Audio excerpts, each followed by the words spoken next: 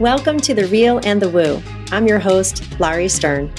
Join me as I invite experts and friends to discuss a range of topics, from the factual and practical to the mystical and magical. Consider this your virtual happy hour filled with lively, authentic, and meaningful conversations meant to inform, inspire, and ignite your curiosity. Whether you are very real or super woo, this podcast is just for you.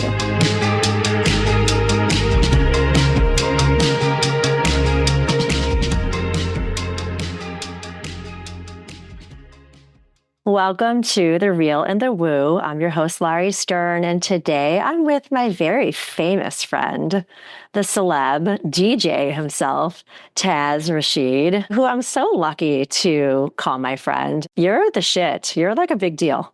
No, I'm just doing my craft, I don't think of any, big deal or anything like that. I feel like I'm just showing up to what I need to offer the world, It's great to be here. Thank you for the invitation, Laurie. You're so welcome. Well, I mean, it's no surprise. One of the ways I adore you is your authenticity and your humble nature, right? And so I just want to let everybody hear from you briefly how you like to describe yourself these days, because people can read a lot about you. They can find your origin story online. I know you tried the corporate world. That wasn't for you. Kind of wanted to know in that way, when you touch on it, when did you finally decide it really wasn't for you, and how quickly did that evolve? And then, you blend with your music so many different genres. So I would just love to know if you've sort of created a title for the kind of music that you're creating. That's a lot of beautiful, I think that's like a 10-part question, but that's what I do. I'll just share, to consider what I do now or what I offer the world. I would say I am a musician, music producer, DJ in the wellness community and the wellness space. And I primarily produce music and play music at events that are yoga, breathwork, meditation, conscious community oriented. So I'm really all about elevating that world with my music. And that journey began, I would say, probably around 2009 when I was still in the corporate space. But back then it was more like kirtan and mantra bands and things like that. But that evolved. And when I left the corporate world in around 2011 and jumped in deep into this world, 2012, it evolved into more of this yoga space and breathwork space and meditation. And those communities really called me out. So that's what I'm doing right now. But that's on on the front side. I would say on the back end, I'm really producing music for a lot of brands and their apps and their wellness products and things like that. And just really staying busy with that. And a lot of that's kind of like under the scenes, because I'm busy working and delivering to those clients. A lot of people don't even know about that, but I've produced hundreds of tracks for well-named brands out there. So that keeps me very busy as well. And I'm also a husband and a father. Got 2 kids. I'm very involved with my family. And, that takes up a ton of time, but that's what I love to do. So yeah, the journey continues. Now it's all about the different types of collaborations I'm saying yes to. That's a big, part of the journey. It's like, how do you spend your time? Where do you give your energy and time to? Because there's an opportunity cost in a sense. It's an old economic term, where you say yes to one thing, you're saying not now to the other things, or a flat out no to something else. So you're always making choices, whether we realize it or not. So it comes down to how much, consciously are we making choices towards. And so I feel like the fun's just beginning. And that's felt like that for a while. There's so many new great things on the horizon. It just feels like the fun's just starting. And I just launched my new app last year, Soul Groove Wellness, which you're on. And that's a huge project. So there's just a lot of fun things happening. So that's where I'm at right now. And a lot of things under that umbrella, I guess. Yeah. I asked too many things leading in, and you just threw a lot of things coming back at me. So I love it in no particular order, right? So I want to touch on so many things. You are the festival guy, right? And every time I see a post from you, you're off to some festival or on your way to a festival. And I would love to know how'd you get into that space? And is that pretty much become, in terms of where you're DJing, primarily your meat and potatoes these days? And why don't you just answer those two, and then I'll delve in more deeply to a couple. The festival guy, that's great. Thank you for noticing. It seems like I'm at tons of festivals, but honestly, over the last few years, I'm probably at doing less than 20 events a year, maybe like 20. I'm not even sure, but there were years in 2018, 17, 2019, where I was doing like 60, 70 events a year. It was just like crazy grinding. And then I had my child around Sophia around 2018, but I don't necessarily want to say that I slowed down, but I just stopped saying yes to a lot of events that weren't economically feasible, or it wasn't good for me to leave my family to go to that. Right. You know what I mean? So now I say yes to like the bigger festivals and things that I feel like are more impactful, for what I'm doing. And really it just I never applied to a single festival. It all came through invitation. And for me, that's very important. It's different for different people. And I've spoken about this on different podcasts or whatever, but I know the way I operate as an individual and my human design. And for me, it's about being invited into the space and, being connected. Like people connect me. Hey, you should book this person. And then the festival will find me, or the festival will know me and reach out to me. So really, I don't really worry about what's happening out there in the world. I don't know, like, I have to go to these events, or I need to like play at these festivals. I'm just kind of like doing with what I've been invited to and what I have this year. And then if they call me back next year, that's amazing. And then new places reach out to me. So I'm really really in the flow when it comes to events. And the invitations are still coming. I'm very grateful for that. So I'll keep going until the invitations, either stop or change, or, everything's to be determined in the universe in that sense. So I'm just grateful for what is happening. And I forget what your second question was. Well, let's just pause there for a second. I was cracking up just a moment ago because I was going to ask you about your human design, because you stated so clearly invited. So I think we might be the same. I also have to wait to be invited, which, especially when you're growing a business and you're trying to get your name out there, is really hard, especially if you're someone like me and you who are tenacious and gifted and have a mission to elevate what we do through what we do, right? So I'd love to make $1 million, but I'd also do this for free, because connecting people to people and really inviting them to find their passion within themselves through what we do, although it's different, connects. So what's your human design? Yes, I'm an emotional projector. And me too. Yeah. And one thing I will say, I figured that. And one thing I will say about the projector is that a lot of people, the word waiting for the invitation gets thrown out there. I think we have to reframe that, because for a lot of people, that sounds like we're like not doing something, or like we're kind of like waiting, like, hey, are we going to get picked for the draft? I kind of disagree with that terminology. I think it's more like, I do too. It's not waiting, because that shows like some sort of neediness, pick me kind of thing. Yep. I think it's more, I don't even think of it like that. I think I really enjoy what I actually have going on, that I'm not even worried or thinking about any kind of invitation that's not here yet. It's not even my business, to be honest. And so like when I see other things happening, I'm like, wow, that's really cool. It'd be great to play there one day, maybe, that's it. But I'm not internally is where it's important. Like how are we attracting or bringing that opportunity towards us? So even the way we think about it, from that kind of sense, and the way we frame it is important.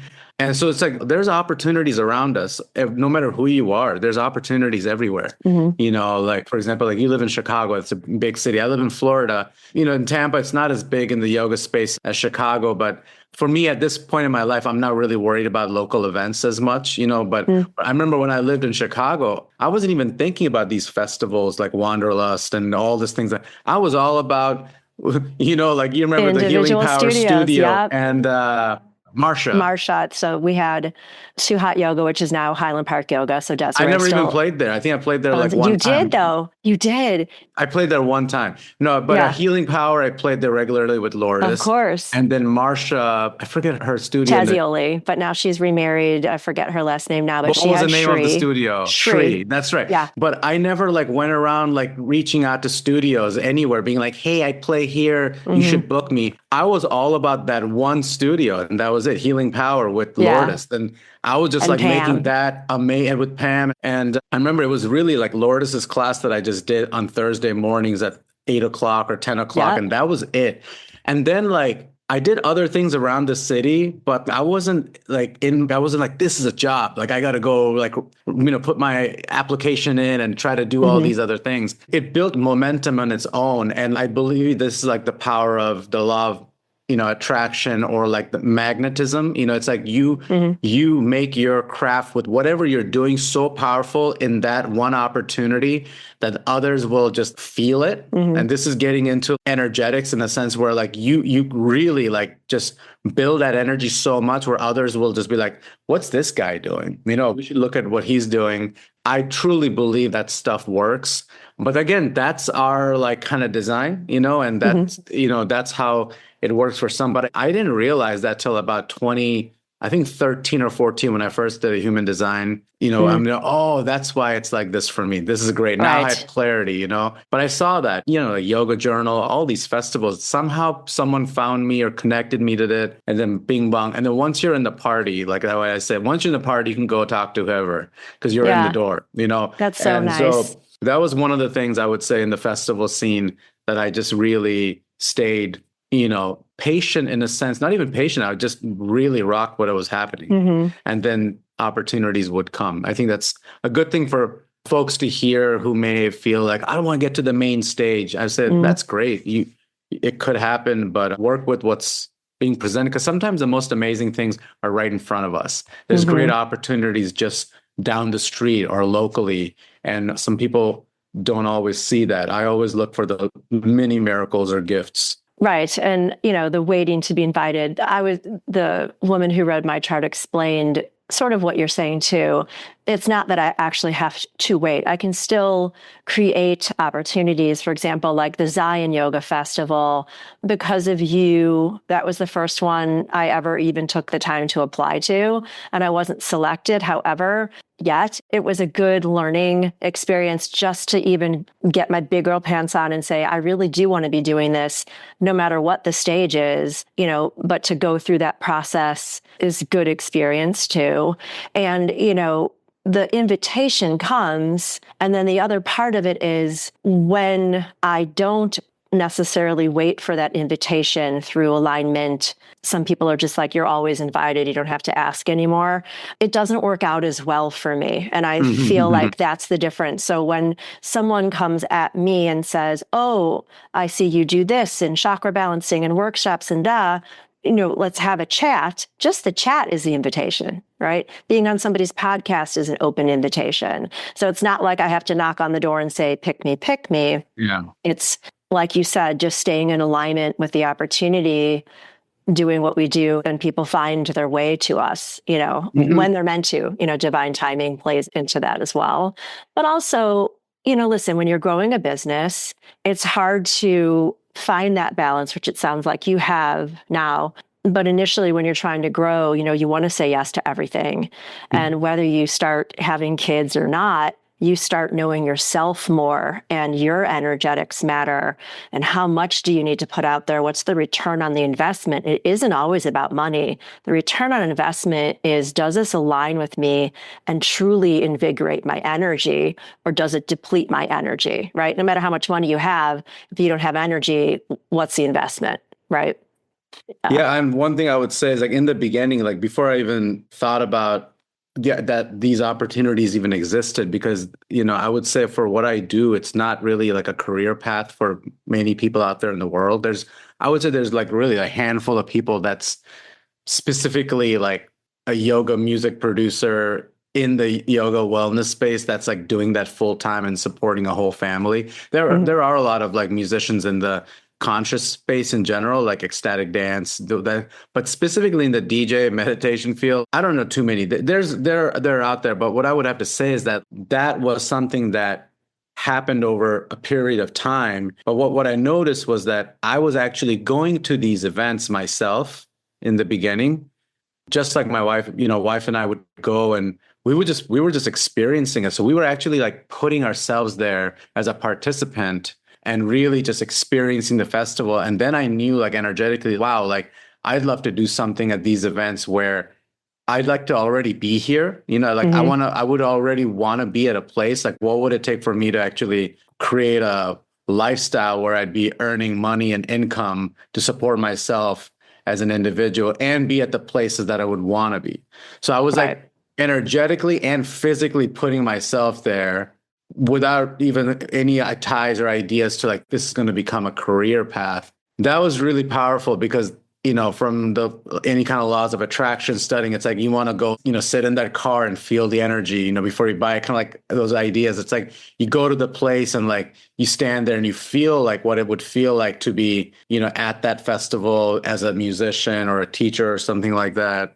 But really, like I would have to say, I got into the festival work with a company called Bhakti Fest back in 2012. I remember. And that was in the Midwest. They did their first one. And it's really amazing and strange and synchronous how I went to the first Bhakti Fest in Joshua Tree in 2011. And I told my wife, I'm like, that'd be really cool if they did this in the Midwest and I worked for them somehow. And literally next year, I was connected to their team, not to come in as a musician, but to help them with their vendor and street team because I had business experience. So like, you don't know always how you're going to end up in a space, but I was working with them as a vendor coordinator assistant to their vendor person. And I organized their street team and I was DJing at the event. That was like a plus, that was like a freebie. Like I was DJing their parties at night, but my job with them was this like marketing kind of like coordinator person in the Midwest. Yeah. So you don't always know how things are going to lead into, but you have to see if it's somehow, especially in the beginning, I said yes to these opportunities that at that moment, I wouldn't be like, oh yeah, I'm going to be producing music for this. I was just like, this sounds great. And it's going to bring me joy and it's going to pay me a little bit of money so I can have some sort of a job. That's very like unique way of also perspective on how to get in there. So like, I feel like when people want to make these big jumps, I always say, don't leave your day job right away. Don't make dramatic things. Right. Say yes to like what's being offered, even if they're small things, because that when you say those little yeses, you're saying those little yeses are adding up to like big yeses that may be possible. There's no guarantees in any of this stuff. It's a world. It's the game of grace. It is a game. There's a game. It's a game of karma. It's a game of grace. It's a game of action, effort, attitude. There's only a few things we can actually control. And one of those things is your attitude. How are you showing up? What are you truly feeling inside of you that's allowing you to generate more of that energy that's going to attract what you're truly seeking? Because being honest with yourself I would say, is one of the most important things. And a lot of times people lie to themselves about why they actually want or desire something, because desires aren't bad. Desires are, I think, in my opinion, are actually wonderful. But the honesty behind what that desire is, in my opinion, very needed to be authentic and true to the self first. Like you have to be true with why you want something, even if it seems like it's an egotistical thing. I was like, oh, I want this because I want to look cool, but I don't want to say that or think that because it's judging, it's bad. And so you're like, then there's like a personal judgment that gets created around your desire. Like a block. Yeah. Yeah. And a block. So the universe is confused because the universe is working with, it's just energy. There's no judgment. It's all like karmic flows of this and that.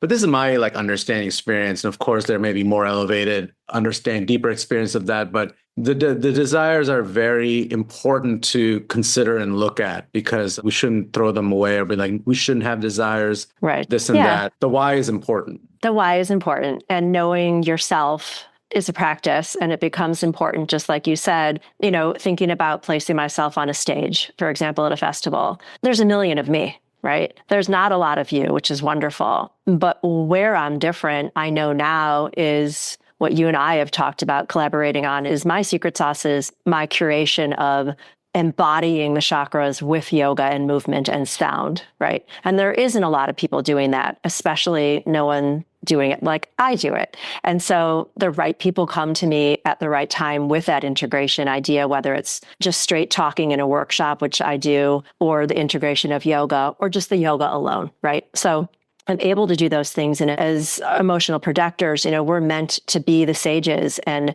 teach from the well of knowledge, the wealth of knowledge that we've amassed, and explain it in the language that we can, that's authentic for us, right? And that's what I love about what I am able to do, because it really is just unique to me. And of course, imposter syndrome comes into it, and comparison syndrome. And I've talked about that on my podcast also. And the shift between that limiting mindset to just what you said, we all pull from the same universal pot. And I just say we have different ladles. My ladle's mine, your ladle's yours. And if we can just all remember there's plenty and more to go around, then we're not limited. Oh, she's already on that stage doing that, I can't possibly compete. No one's asking anybody to compete. There's only one of you, just like you said. Only one of me. And the honesty is, yeah, it would look fucking cool to be on a stage like that. And a smaller stage where I make one person feel better. Like, it's just what, my husband plays softball and everybody wants to hit the home run. But how do you win a game? One base at a time. It takes the single hits. And just what you said, it takes saying yes to the smaller things and the bigger things. Because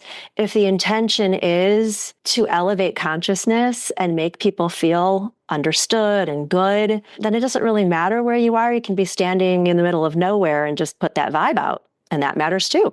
Yeah. So I want to talk about the app, because that was, I know, and I'm so grateful to have been invited to create some classes for you. That was a learning curve, I'm sure. Anything you want to discuss about that process, how it's going, what the plans are for it or with it, anything like that? Yeah, thanks for bringing that up. So the app is Soul Groove Wellness. And, this app is something that I think about 2 years ago, I got this, just energetic thing where it was like, what happened was I was just like supporting so many different companies and teachers with my music, and I was helping their apps and programs. I was just like, I have a lot of relationships and I have a lot of music. I should just, I'm not a yoga teacher, but I know how to put these videos together because I do that. So for me, this was a personal project where I was like, I want to just do this. So I put together an app mainly for yoga, meditation, breath work, and different types of wellness type classes and experiences. And the app itself also has a lot of music as well. This is something you may not even know yet, but on there's a teachers tab where it's full mixes that I just recently uploaded, like around over 108 mixes. So folks that may not have Spotify or Apple or around the world that may not be able to use some of those programs, they can literally use the music on the app, and it's already curated full mixes. So it's something for my audience who are not teachers, like they're just practitioners who happen to love music and wellness practices. It's for them. And it can also be used by teachers for the sake of music if they choose to. And there's about 20 teachers. You have some great classes on there. I absolutely love them. The plan for that is to continue putting together, wellness challenges, yoga challenges, new classes. And it's one of those things that it could happen quickly where it grows, or it's a slow growth. And for me, it doesn't matter. For what matters to me is that I know I did it, meaning like I put together over 200 classes.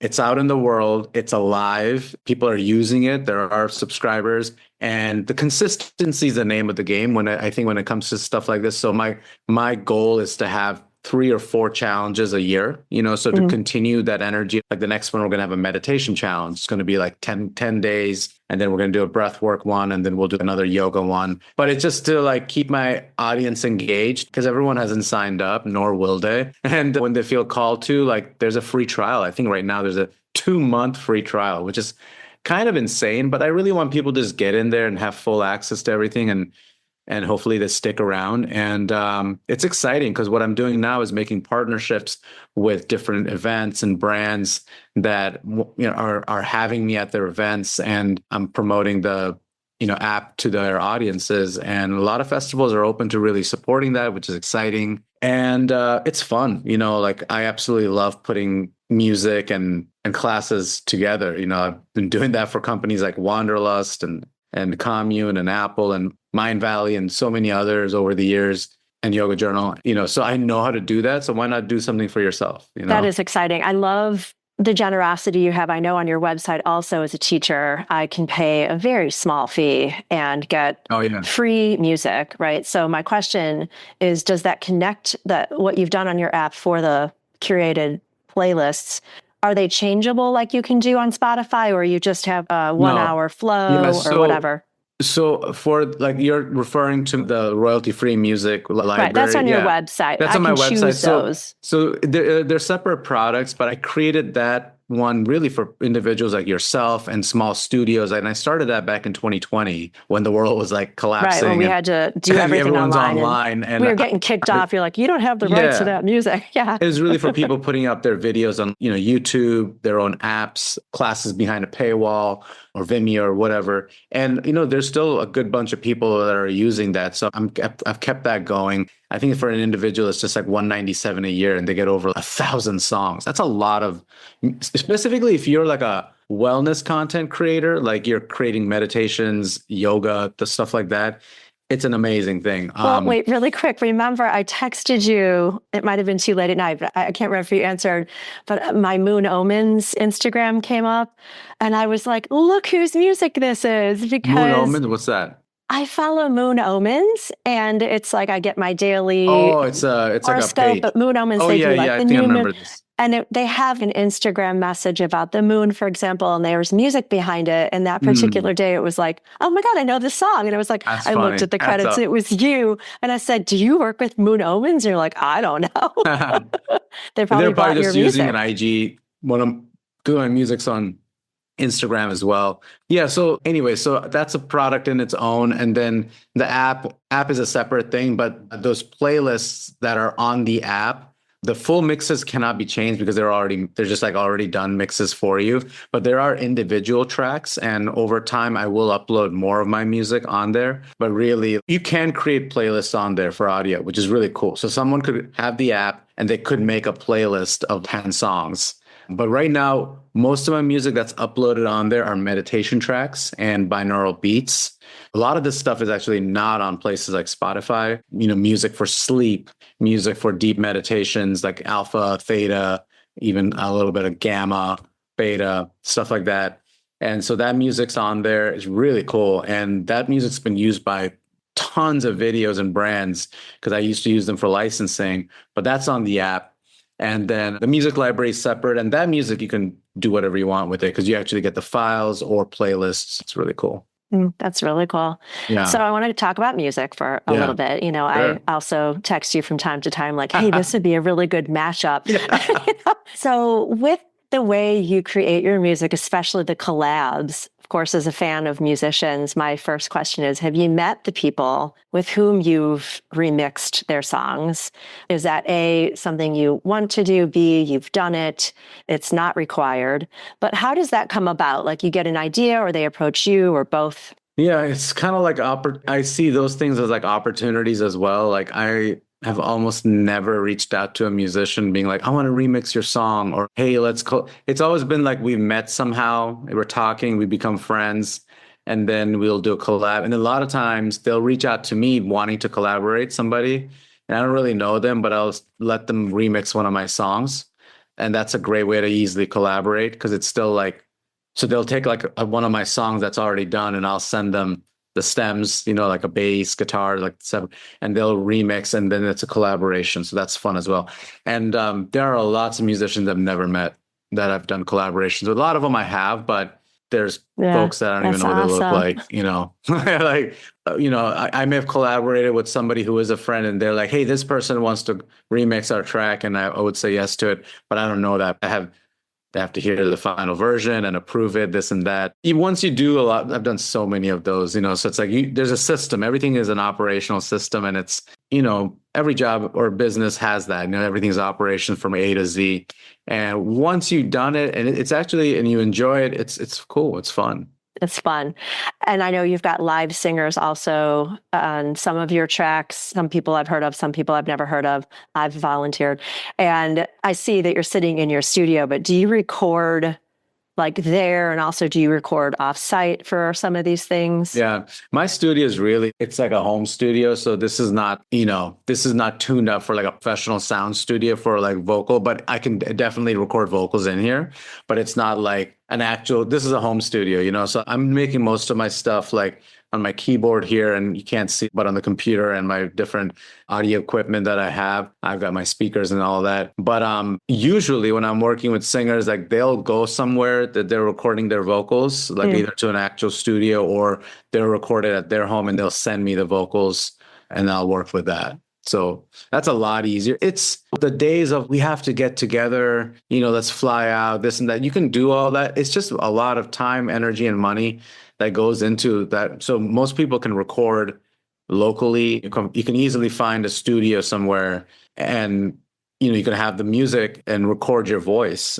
So it's like it just depends on how much energy you want to give a project, but there's smarter ways of doing everything, in my opinion. Gotcha. So that's the music part of it. You talked about your own practice, whether you're at festivals or at home. I've seen you practice to your own app, and it's wonderful. I've seen your kids. I love your Instagrams. For a little while, you were doing these really funny things where you'd be standing there like looking one way, and then it's really brilliant. I love it. I've You're tried so some funny. stuff. Those things takes a lot of effort. I'm not doing as much of those right now, but that was a fun phase. Yeah. It's really fun.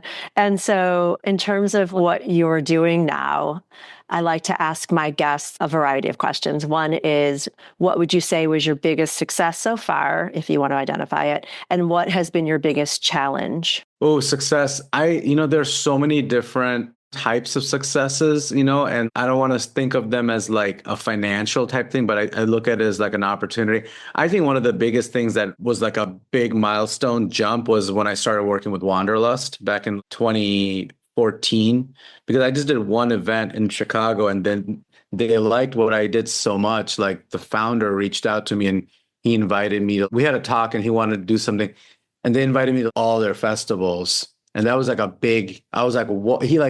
I was telling my wife, I'm like, I think this is the founder of the festival. And I remember that day because it was just like a whoa. Because usually like their person will reach out or something, but he reached out directly, just Jeff Krasno. And I was just like, this is so amazing. This is like a calling. It was literally a calling to rise up with the folks that were doing that, like all the people in that space. Anyway, so that was like a big energetic like jump.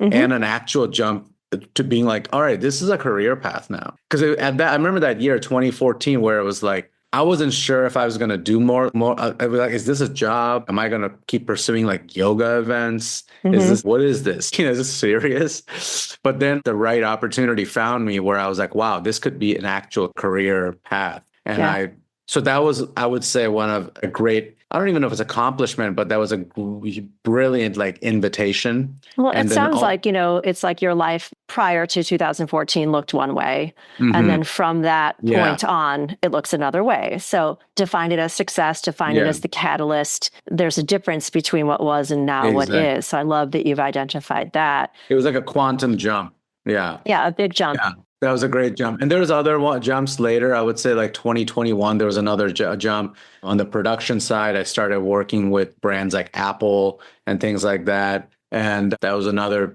big jump. Challenge-wise, I would say, man, it's like there's so much I still want to do, because I play like, 10, 15, I don't even know. I play a lot of instruments. I have a lot of ideas and visions of like how I want to do music in the world, and there's only so much time as far as what I can do, especially when you have a family. Like I support a family of 4, but then we also have a full-time nanny. So it's 5 people live in my house, and so like, I have to think about, it's not a world of 1, it's a world of 5, in a sense. And so I have to choose how I use my time. So I would say like, that's the challenge is around how to manage time and what to say yes to, because I get a lot of opportunities where I have to I'm excited about, oh, that's fun, but I can't do. So like management of opportunities, is a challenge, honestly. It is a challenge. And, it's a work-life so many friends challenge. I want to work with that they keep reaching out, wanting to collaborate, and I want to work with them, but I in a way, if I did that, it would almost be like stealing from my family. It's so time. So funny you say that. I have to literally think of it like that. If I left my house for some dinky gig or a festival where they wanted to pay very low, or it literally, you have to think of it like it's you're taking something away from your family Mm-hmm. because dad has to leave. I'm gone for 3 days or something. So that stuff is not cool anymore. I can't do that. In the beginning, I would do some things where I would go for a little bit longer time. I would stay somewhere. But nowadays it's like in and out, this flight, that flight, because I have a newborn, he's 11 months old. Yeah. And 6.5, but their life is happening. So I want to be part of that. Well, of course. And I'm about to write a blog about Astia, which we know is non-stealing. And, the way I'm coming at it is a variety of ways, just from a yoga perspective, the person who walks into a class and throws their shit down and class is already going on. That's one form of stealing, right? You're stealing the piece of someone else next to you. Or when you don't shower and you come to class, that's another form of stealing, believe it or not, but it happens. But in that same way, the boundaries that we need to put up, how we allow others to steal our time is up to us. And so just when we look at energetics of depletion, it's important, especially when you have a family, and that work-life balance is a challenge as well as a gift for a lot of people. Okay, another question I like to ask my guests from time to time is, if someone had to describe to you what they think your superpower is, what do you think they would say? I think when I'm at my events, people would describe he has a way of harnessing music and joy and expressing that into the masses so they can experience that as well. I would 100% agree, because one of the things I wanted to tell you is, as a yoga teacher, which you understand our flavor so well with what you do, because there is an arc to a class. Mm-hmm. And the way your music takes us on that journey, it's such a co-creation. Like, just being in the presence of you as a student is so fun. Whether it's the sound off experience or sound on, you really do understand how to get us moving and grooving and flowing and just staying still. So it's such a wonderful experience. And I see, and I know just from what I've read about you also, you feel that energy. And then you design, maybe just like when I teach, I usually don't have a plan, but sometimes I do. But usually it's the music that informs the class. And so I can see your wheels spinning sometimes where you had that song on deck, but you're like, no, I'm going to change it now to this other song. Because that's what you know intuitively to do, because you're feeling it. Absolutely. Such a gift. It's a 3-way collab is what I say. It's a collaboration between the teacher, the DJ, and the energy of the class. That's how I see it. And the music you got to know the music and energy. But most teachers I work with, we never plan the class ahead of time. It's like, that's the offering. That's actually the art in the making. And that's kind of, for some people, that's like really hard to oh my God, what am I going to do? Like, how am I going to work with? I don't know the song. But that's where it's like the live element is, we don't create the playlist on purpose. So we can have this really in tune, in the moment experience. And most of the times it's amazing. Sometimes it's great. Sometimes it's just good. But that sometimes when it's as good as, I would say, is when we're not fully focused and doing it is a meditation, that DJ experience for me is how was I thinking about what was going on, or was I on my phone, or was my mind somewhere else? That's where, and same thing with the teacher. So the more connected the teacher and I become, what is that, like an avatar when he connects to the horse or whatever? Yeah, the tree, they plug into the tree. But it's just the co-creation. It's just being in flow with another human and really connecting with the energy. It's like a marriage. It's any other relationship that you have. Totally. It's trust. It's faith. And I always say I have a chakra for that. So for the teachers who are not like me, because I'm like how you just described, I have full faith and trust in you. I could stand up on a stage. We would have the best time and it would work out great. Other teachers literally write down every single part of their sequence. I can't do that. Yeah. And God love the teachers who do. Yeah. But I think they'd have a difficult time going on the fly in that experience. And that takes practice. It's, I would say there may be some naturals where they just started and they're just, teaching that way. But I think for most people who can just be on the fly, they probably taught a lot. And then it's about practicing in that sense to teach like that. Yeah. Right. So, and then the chakra part of it comes into where do you have trouble letting others be in charge? Decision-making comes into play, your fear from your root chakra, the whole thing. But you touched on a word that is designed in my show. So, and now it's time for Joy on the Fives.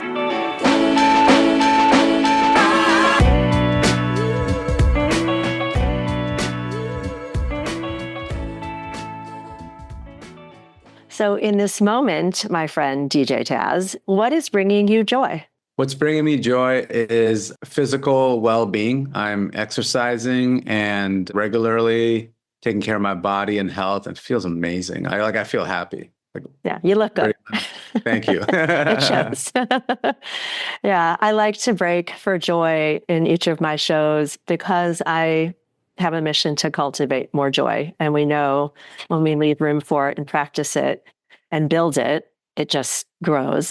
Where would you say, if you had to or wanted to, where was some of your favorite places, not just to work, but to physically be alone or with Biana? I know you've been to Rhythmia, like you've been to some really cool places just for wellness on your own. And so can you share anything about any of those places? I mean, we've been so many, we have been, I think a couple of places where her and I had a great festival experience of, performing and just being as a couple. One was Chamonix, France. I played at Chamonix Yoga Festival right across from the Mont Blanc mountains.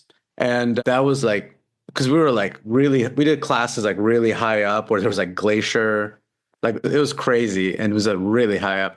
But that was just a beautiful French town where we got to spend a lot of time. It was very different from a lot of the American festivals, but we loved it location-wise. We loved the mountains. And another one was Bali. We went to Ubud and I played at Bali Spirit Festival. And this was early on, I think 2015 or 16. But just like that culture and that international yoga energy was really amazing. There's people from Asia, Australia, the Middle East, and of course some Americans. But it was just like a really different, lively audience. And like Bali, we went to the volcanoes and this and that. So it was like, we did an extra week just to experience Bali because I was like, who knows when we'll be back in Bali? Yeah. You know what I mean? Let's enjoy. So we spent money that was a pay to play kind of event. Like I got paid a little bit, but we ended up, spending more money to just experience it. And that is what I think is very important is that you have to, stop and smell the roses too. Like it is work, but there's been years where I'm just like going, but like when I bring family along, we'll go and spend a few days before the festival and hike and be there. And those things are important. So a lot of these mountain towns, like Telluride, that's a great Whistler, town. like all the Wanderlust ones we did, like Mont Tremblant, Aspen. We were recently in Zion for the Zion. Oh yeah, Zion Yoga with like last year or 2 years ago, she joined me. And we went on hikes and this and that. So it's just, but a lot of it, when I go by myself, I'm like in and out. Like I'll go do something, but I'm like working, like I'll enjoy my time in between. I'll take classes with other teachers. I always do that. I always go, I'm like fully in it. But I have to take care of my body when I'm at those things, like Epsom salt bath, get enough sleep, lots of sleep, actually eat well, don't eat junk food because I'm at one festival. Actually, this weekend, I'm going to Sedona Yoga Festival. And I think I have 6 experiences. But then in the summer, I have one called Telluride Yoga Festival. I'm offering 8 things in like 3 days. I love doing it. So it's not difficult for me. But on the body, it's like a lot of effort. So you have to understand how to work your energy and say no to certain things and go to sleep and, wake up. For me, one of my secrets is Epsom salt baths. When I'm working that much, instead of taking like a Motrin or ibuprofen, you do the bath and you're like, I'm like, wake up next morning. I'm like, let's go. It might be hard to do in the middle of a desert in a tent, but I like the idea. Oh yeah, no. Yeah. Sometimes in the moons, whether it's a full moon or new moon, I'll take a salt bath too. It's really nice. That's something new I've incorporated. Is there any bucket list location you have yet to go to, whether it's for work or pleasure or both, that you want to get to? Oh man. Like I see a lot of these events that are like, it just looks really cool on like Insta, like a New York Times. Like I see this one event they do, the Times Square. It's like a summer solstice. It just looks like there's so many people gathered there. It looks like such an energetic, interesting kind of like offering to do like a big yoga class in the middle of New York City like that. That looks cool. Red Rocks, there's like a yoga thing that happens there. It'd be really amazing to do the class there sometime. I just love like very unique locations. I think that stuff is on the bucket list for me when it comes to doing events. And honestly, yeah, like I feel like I've done a lot of beautiful things, but it's just impactful things too. And maybe some more international stuff would be great. since COVID, since 2020, it's been mostly American events. I was going to ask, you probably don't have a whole tour bus yet and like trucks that follow you, but you've got a lot of gear. So is getting your stuff to one place or another, is that like a whole other plane or suitcase, like logistically? You see how I fly.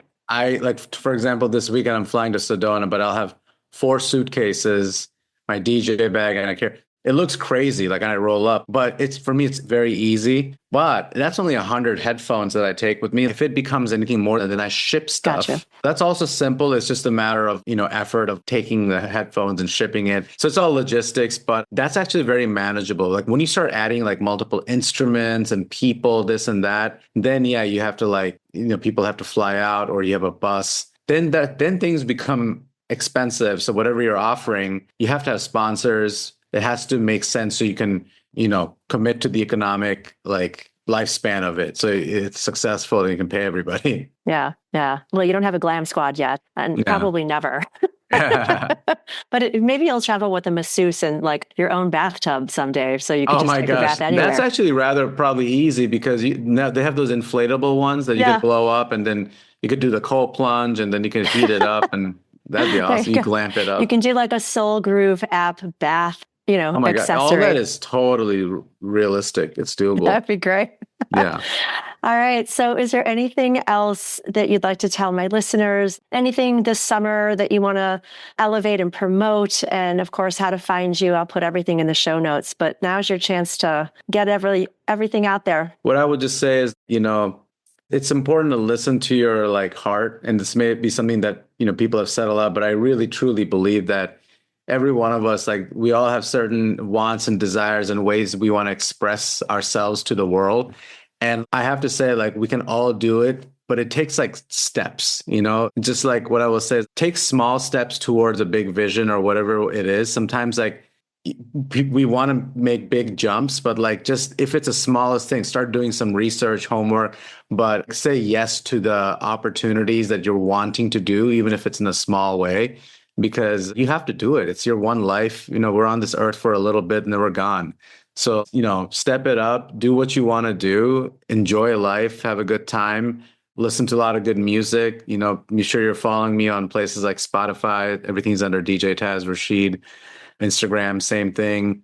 And if I can ever help anybody with music or any projects, reach out to me. Same thing with events. And yeah, stay in touch. If anyone has any questions about anything specific that we talked about, you can always, email or message me and we'll stay in touch. Yeah. Yeah, and support the app, you guys, not just because I've got some classes on there, but it's a great concept. And I know you've got more plans for it, it sounds like. And energetically, I'm so glad that we're aligned in so many ways. I didn't know until today our human design's also the same. So I love that. That's awesome. And I adore your wife and your growing family. I love that your daughter seems to be musically inclined. Oh, and she's amazing. Has great rhythm as well. And I'm sure your son won't have a choice. Yes. He'll be doctored in. Yeah, thank you for taking time out of your very busy schedule, for being so generous. And as you are, it's just by default. It's such a pleasure to spend time with you anytime I can. So thank you so much, Taz, for being with me. Absolutely. Yeah, thank you for having me. It's been great. Thank you. My pleasure.